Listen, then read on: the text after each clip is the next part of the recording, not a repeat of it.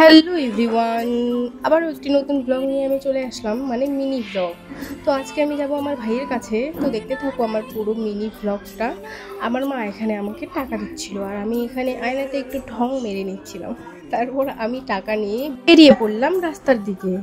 তারপর রাস্তায় এসে দেখি একটাও টোটো নেই, আর এত রৌদ্র ছিল যে মা এখানে ঘোমটা নিয়ে দাঁড়িয়েছিল আর আমাকে বলছিল যে ছায়াতে যা।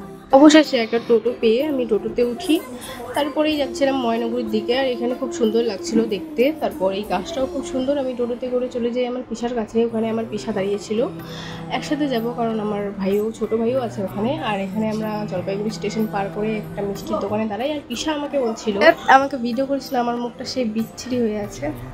আর এখানে আমরা চলে যাই মোষ দেখার জন্য, কারণ পিসাদের বাড়িতে আছে আর কিনবে, তাই ও একটু দেখে নিচ্ছিল আর জিজ্ঞাসা করে নিচ্ছিল কী কী খাওয়াবে।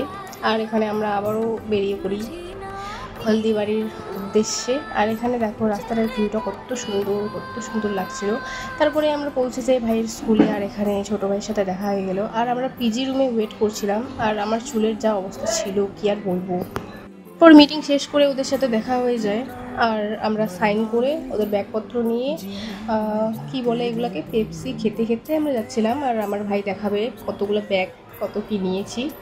আর এখানে আমরা হেঁটে হেঁটে যাচ্ছিলাম। তারপর বাসে উঠে, আর আমি গাড়িতে উঠতে পারি না, এখানে সবার লাস্টে আমি বসেছি। আর একদম ভালো লাগছিল না, এখানে বৃষ্টিও হচ্ছিল পুরা।